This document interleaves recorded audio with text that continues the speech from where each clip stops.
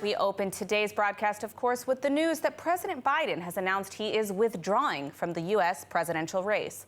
Following this announcement, Israeli leaders issued warm messages of thanks for his years of steadfast support for the State of Israel. Prime Minister Netanyahu also spoke warmly about Biden as he was boarding the Wings of Zion on its maiden flight to Washington ahead of his meeting with President Biden tomorrow. ILTV's Steve Leibowitz has the report. President Isaac Herzog posted, President Biden was the first U.S. president to visit Israel in wartime. He's a recipient of the Israeli Presidential Medal of Honor and is a true ally of the Jewish people and a symbol of the unbreakable bond between our two peoples.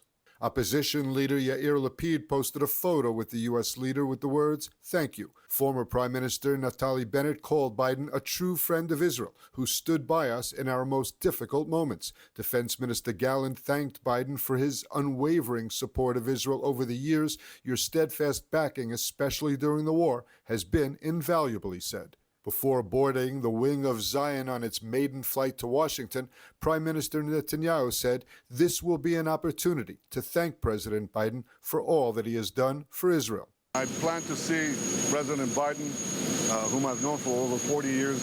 This will be an opportunity to thank him for the things he did for Israel in the war and during his long and distinguished career in public service as senator, as vice president, and as president. The Prime Minister said Israel does not pick sides in U.S. politics. I'm leaving this morning on a very important trip to the United States at a time when Israel is fighting on 7 fronts and when there's great political uncertainty in Washington. I will address, for the 4th time, both houses of Congress as the Prime Minister of Israel. I will seek to anchor the bipartisan support that is so important for Israel. And I will tell my friends on both sides of the aisle that regardless who the American people choose as their next president, Israel remains America's indispensable and strong ally in the Middle East. In this time of war and uncertainty, it's important that Israel's enemies know that America and Israel stand together today, tomorrow, and always. Thank you. Well, the Prime Minister has departed for what is shaping up to be a critical meeting with U.S. officials, including President Biden. Netanyahu's visit was originally intended to depart Sunday, but was delayed due to President Biden's schedule change. During his D.C. visit, Prime Minister Netanyahu is expected to meet with President Biden to discuss the ongoing Gaza war, as well as former President Trump and Vice President Kamala Harris. Prime Minister Netanyahu will also address the U.S. Congress in a joint session at the invitation of both Democrats and Republicans and make the case for the continuation of the Gaza war and urgent need to bring the more than 100 hostages home, which include 5 American citizens. Despite the bipartisan efforts, some Democratic lawmakers have already announced that they will not be attending the speech, including Senator Bernie Sanders and other members of the squad. On Monday, it was revealed that U.S. Senator J.D. Vance, now Trump's running mate for the presidential campaign, will also not be attending the speech due to campaign commitments. The campaign, however, emphasized that Vance is staunchly pro-Israel, and Vance's lack of attendance does not mean anything significant in terms of his approach to Israel. Netanyahu's visit has also prompted calls to protest, with anti-Israel groups already planning to surround the building and make a citizen's arrest of Netanyahu on the day of his speech. The Capitol Police have stated they are marking all necessary arrangements to ensure that no security incidents occur. Now, as Prime Minister Netanyahu prepares for a series of these critical meetings, he's also flying in at a time of immense turmoil in America. The Prime Minister's visit follows an attempted assassination of former President Trump, President Biden's resignation from the presidential race, and months of anti-Israel protests across the United States. How will all of this impact his visit? Well, here to answer these questions is senior contributing editor at JNS and co-host of the podcast Israel Undiplomatic, Ruthie Bloom. Ruthie, thank you so much for joining us today. Firstly, we saw last night Biden's announcement that he will not be seeking re-election and, in fact, is endorsing Kamala Harris, whom Netanyahu will also be meeting with during this trip.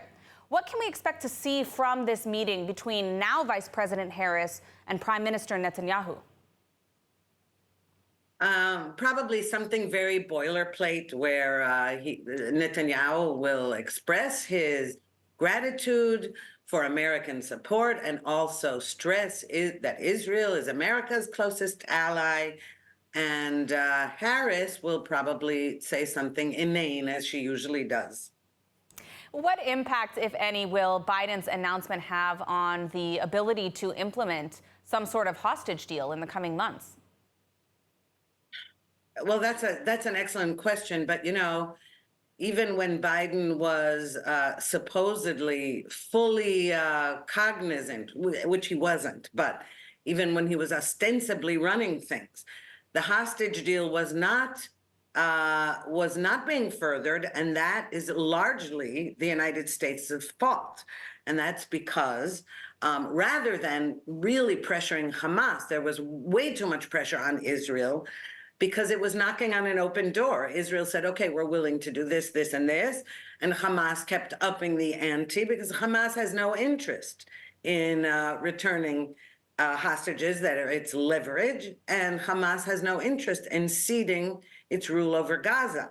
And so the only way to get the hostages was a combination of military pressure and also great support, international support.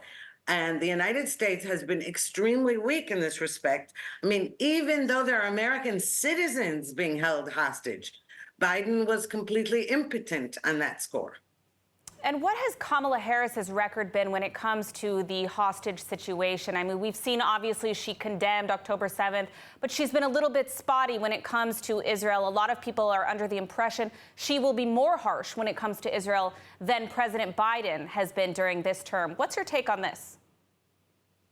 Well, I'm not sure she'll be more harsh, but she might be more vocal in her harshness. Biden had this way of saying, you know, I just love Israel, I'm a big Zionist and all that. And that's not Kamala's shtick. She, the point is they were on the same page about one important thing or two important things. And one is this insistence on a ceasefire now, ending a war, no war with Hezbollah in the north, you know, this constant appeasement of Iran on the one hand. And on the other hand, this insane push even now, post-October 7th, for a Palestinian state. So I don't think there's going to be a major change in policy. There might be a change in style and in rhetoric, because Kamala also, don't forget, has a bunch of the radical Democrats on her side, or at least in her corner to some extent. I was just going to say, confirming what you said, some of the first people we did see endorse Kamala Harris for this presidential campaign were members of the squad. I think nearly all of the members of the squad, with the exception of Rashida Tlaib, as of now, have endorsed Kamala Harris. So that absolutely is correct and certainly concerning. Moving on just to the anti-Israel protesters. I mean, we've already seen they announced their intent to surround the Capitol building and citizens arrest Netanyahu. Given the other dramatic events which have taken place in the U.S., do you anticipate more or less controversy surrounding this speech of Netanyahu? Well, you know, it also depends what you mean, whether there's more or less controversy. Israelis are also, the Israeli protest movement, the anti-Netanyahu protest movement, is very happy about that controversy. On this end, there are those who tell him who say he shouldn't have gone in the first place, that he should have secured a hostage deal first. And there are others who say that he should step down anyway. And now, in America, I think the only real concern is for his security, especially in the wake of the assassination attempt on Donald Trump. So, you know, I think that, but that was to be expected because, you know, you still have protesters in America saying that Israel's committing genocide in Gaza and all that nonsense. So, you know, if in America, the anti-Netanyahu protests are really anti-Israel protests. Now, what can we expect to see Netanyahu speak about in this address, as well as his meetings with President Biden? And do you think his tone will change due to some of the divisions, especially on the left in America, over Israel, over its conduct in this war? Well, I think that he's going to take the opportunity to be not to be divisive and not to be, I would say, not to reprimand anybody in Congress. This is my assumption, is that he's going to, again, as he did in 2015, stress that Iran is actually the head of the octopus here, and that Israel is fighting a seven-front war, but it's all actually Iran, and that the entire Western world should band together to fight this evil regime. I imagine that's going to be what he stresses, and in so doing, stresses that we need an international coalition of forces against this, and also more pressure on Hamas for the release of the hostages. I doubt that he's going to take the tone that he did recently when the weapons shipments were upheld and were withheld, and he finally made a little video in which he said this is inexcusable, something like that, that America really needs to give us the weapons that were promised and that we purchased. I think he's not going to take that tone. He's going to probably try to rally, so to speak, rally the troops around the idea that we're all on the same side against the Islamic Republic. All right, well, we are out of time, but I want to thank you, Ruthie, for taking the time to speak with us and share your analysis of the current situation. Thank you so much. Thank you, Emily. Thanks for having me. Well, with President Joe Biden announcing he won't seek re-election, the Democratic nomination for the 2024 president appears likely to go to Vice President Kamala Harris, who has already received Biden's endorsement, taken over the $96 million campaign fund, and renamed the campaign Harris for President. But there are still some Jewish contenders who may push to be her number two. ILTV's editor-in-chief, Maayan Hoffman, takes a look. With U.S. President Joe Biden announcing he will not seek re-election, the focus shifts to potential contenders for the Democratic nomination to be decided at the party's national convention in August.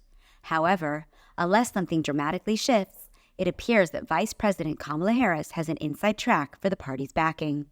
Meanwhile, several Jewish narratives are emerging about this upcoming race. The most obvious is Vice President Kamala Harris's Jewish ties. She's married to Doug Emhoff, the first Jewish second gentleman. During Biden's term, Emhoff has taken on important duties relating to the Jewish community. 2 years ago, Biden asked him to lead a roundtable combating anti-Semitism.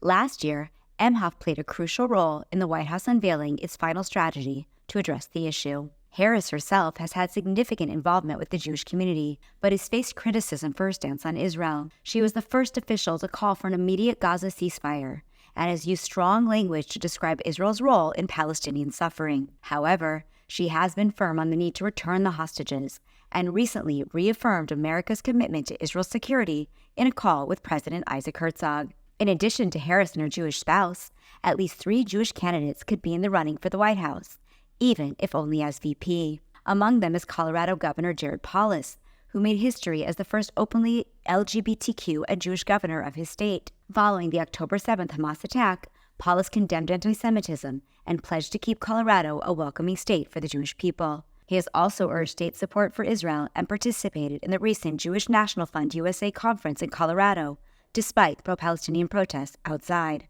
Another potential candidate is Illinois Governor J.B. Pritzker, a Jewish venture capitalist of Ukrainian descent, with an estimated net worth exceeding $3 billion. Despite his wealth, Pritzker often shares his family's modest beginnings, recounting how they fled pogroms in Ukraine in the 1880s with the help of the Jewish refugee organization HIAS. Pritzker has been a vocal critic of former President Donald Trump, labeling him a racist, homophobe, and even a felon. Finally, and perhaps the most popular candidate, is Pennsylvania Governor Josh Shapiro, a day school graduate sworn in last year on a stack of Hebrew Bibles. Shapiro, who observes Shabbat, has gained favor among many conservative voters. He has also been vocal about the threats faced by Jewish students on campuses in his states, including a notable confrontation with former UPenn President Liz McGill before her resignation amid controversy. He has already endorsed Harris. Would a Jewish president or vice president be good for the Jews in Israel? The DNC begins on August 19th. At least until then, we can only speculate. Since the Hamas attacks on October 7th, American Friends of Sheba Medical Center has stepped up in an extraordinary way. They've raised more than $35 million, ensuring the victims of the massacre and the soldiers who are fighting for Israel continue to receive life-saving treatments and rehabilitation. American Friends of Sheba has arranged for more than 150 volunteers to travel to Israel, providing critical support to the nation's largest and most comprehensive medical center. Be a part of the Sheba. Stand for health. Stand for Israel. Donate now. Israel is on high alert, expecting retaliation following Saturday's devastating airstrikes on the Houthi rebel port of Hodeidah in Yemen. Intelligence reports say the Houthis would ramp up attacks as well as other Iran-backed groups in the region. ILTV's Steve Leibowitz has the report. The Air Force released footage showing the devastating airstrikes against the Houthi rebel port Hodeidah. The Israeli strike group included F-15, F-16, and F-35 fighter jets, reconnaissance aircraft, and refueling planes. This due to the target being some 1,800 kilometers from Israel, making it one of the farthest ever actions. Officials said Saturday's strike on Hodeidah port used more force than the Air Force needed. This in order to send a message of deterrence, as well as financial damage to the Iran-backed terror group, impeding its ability to import weapons. The officials believe that the strike projected a message to Israel's enemies, especially Lebanon's Hezbollah, that Israel is capable and willing to target dual-use civilian military infrastructure. The Houthi terrorist leader vowed to continue attacking Israel. عدوانه ذلك لن يفيده شيئا لن يوفر له الردع ولن يمنع العمليات التي ينفذها الجيش اليمني إسنادا للشعب الفلسطيني. The Air Force and Air Defense are on high alert for reprisals in response to the airstrikes. Intelligence has assessed that the Houthis could ramp up attacks following the strike in Yemen, as will other Iran-backed groups in the region. Day 290 of the war in Gaza, and we learn of an attempted terror attack at the entrance to Netiva Asara near the Gaza border. A Canadian Muslim who flew into the country yesterday on a tourist visa journeyed to the Gaza border with a knife. He shouted in English about Israel harming Palestinians in Gaza and also tried to stab individuals standing at the entrance to the community. He was neutralized by local security forces before anyone was injured. In addition, 2 hostages have been announced as dead. Kibbutz Nirim announced today that 35-year-old Yagev Buchstav was kidnapped from Nirim on October 7th and died while in Hamas captivity. The second hostage announced today is 75-year-old Alex Danzig, who was kidnapped by Hamas on October 7th. In Gaza, IDF troops continue ground and air operations in southern and central Gaza. There is also continuing heavy cross-border bombardment with an incoming rocket damaging one of Israel's most popular nature reserves. ILTV's Steve Leibowitz has the story. Day 290 of the war in Gaza. Israeli forces battled Hamas terrorists in Rafah and struck areas in the center of Gaza where Hamas gunmen and assets were located. The army said soldiers killed a group of terrorists who were moving toward them and destroyed ammunition, tunnel shafts, and infrastructure in Tel al-Sultan, in the eastern part of the city. Israeli fighter jets and drones struck more than 35 targets in the Gaza Strip over the past day. The targets included a primed rocket launcher in Khan Yunis, buildings used by the terror group, and other infrastructure. Efforts to achieve a ceasefire for hostage deal are ongoing. Before departing for the U.S., Prime Minister Netanyahu instructed Israeli mediators to return to the Qatari, Egyptian, and U.S.-mediated ceasefire talks on Thursday.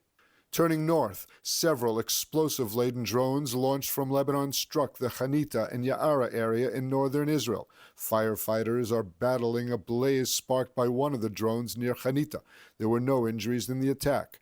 Rockets hit an empty preschool in Kibbutz Daphna in the Upper Galilee. The kibbutz has been largely evacuated of civilians since the cross-border attacks from Lebanon-based terror group began on October 8th. Here, too, there were no injuries. Some 50 dunam were burned in a fire at the popular Banyas Nature Reserve caused either by rockets or shrapnel from interceptor missiles.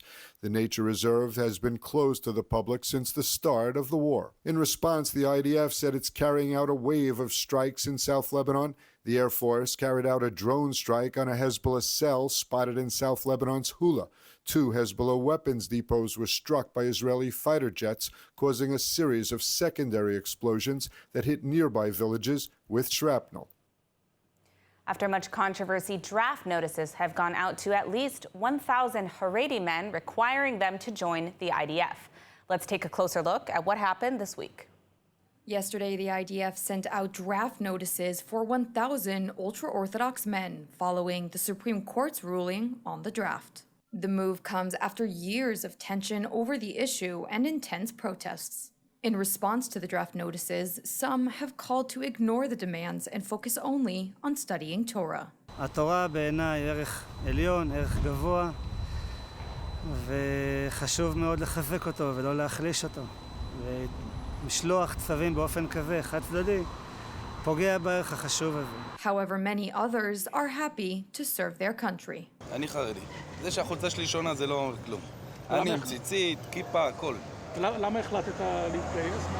חייב לתרום למדינה, במיוחד עכשיו בתקופה הזאת של המלחמה. An additional 3,000 draft notices will be sent out in the coming weeks.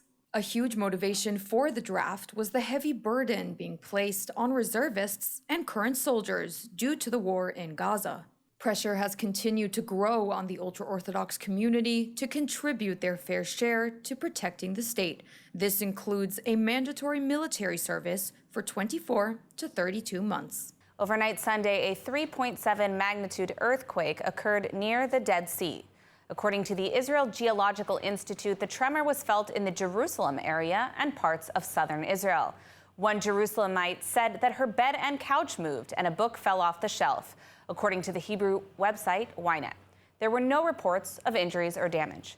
The most recent similar earthquake in Israel occurred about 4 months ago in northern Israel. A 3.8 magnitude earthquake shook the area surrounding the Sea of Galilee. Experts, including State Comptroller Netanyahu Engelman, have strongly warned against the potential for Israel to experience a deadly earthquake in the coming decades. Both Turkey and Morocco experienced devastating earthquakes last year. In a world where truth matters, stay informed with ILTV News, your source for accurate, timely, and insightful coverage from Israel. Join our community of global supporters who believe in the power of truth and the importance of Israel's story. At ILTV, we bring you the news that shapes our nation and connects us all. If you believe in Israel, if you believe in truth, this is your call to action. Become a part of the ILTV news community today. Visit ILTV.tv and subscribe now. Your support means more than ever. Let's take a look at the weather forecast. Clear skies are expected tonight around the country, with temperatures reaching lows of around 24 degrees Celsius or 76 degrees Fahrenheit. Then tomorrow, mostly sunny skies are expected, alongside warm temperatures set to reach highs of 35 degrees Celsius or 95 degrees Fahrenheit. That's a wrap for today's news. For the latest updates from Israel on all your devices, be sure to check out our ILTV channel, subscribe to our newsletter, and explore our website, ILTV.tv. Stay informed with the latest news straight from the heart of Israel. I'm Emily Schrader. Be well, and thank you so much for watching.